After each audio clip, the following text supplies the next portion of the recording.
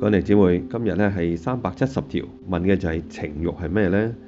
情慾咧就係指情感同埋感性嘅激情或者感動啊，就喺裏邊覺得點啊？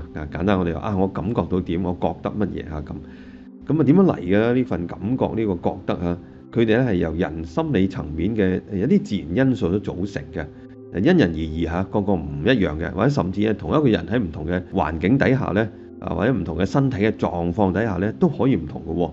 譬如話我今日咧好口渴出晒大汗咁啊，好想飲可樂唔知點解咁平時都少飲嘅，好想飲可樂。可能尋日咧睇咗廣告，於是咧激起自己有一種嘅喜歡啦，係嘛，就唔想飲水嗱。咁呢個咪唔同咯，係嘛，狀態唔同。平時我飲水嘅，但係今日我好想飲可樂。或者呢個人咧自細咧好中意或者屋企嘅培養咧就係飲咖啡咁樣講啦，係嘛，飲咖啡可以解渴。咁佢於是咧佢開成我飲咖啡咁嗱，咁咪因人而異嘅。可能係成長背景可能係身體嘅狀態可能係環境好多因素，使人咧對自己所領會到嘅一個善或者惡，咁咧傾向於行動，即係去攞個善啦，或者係避開個惡啦，或者係不行動即係唔去咁即係你有個情感喺裏邊有個情慾喺裏邊。最主要嘅情慾係咩呢？就係愛同埋恨咯兩者係嘛？我愛就係要咯，就係行動；恨咧就要都可以行動㗎，不過就係一個拒絕嘅。咁渴求或者係咧害怕、驚懼呢啲都係情慾嚟㗎。好開心、欣悅或者你好憤怒哀愁，咁呢啲都係情慾。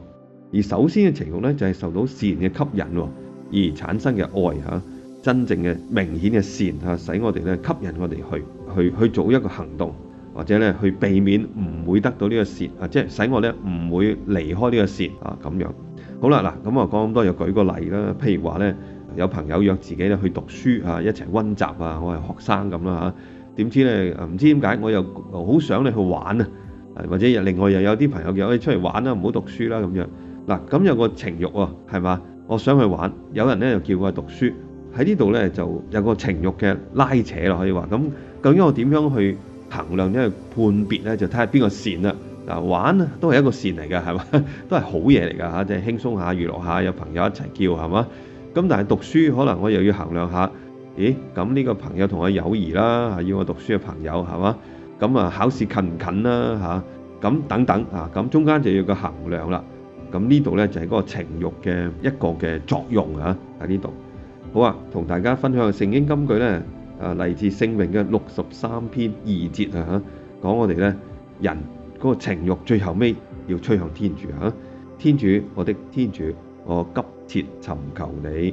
聖詠63篇2節。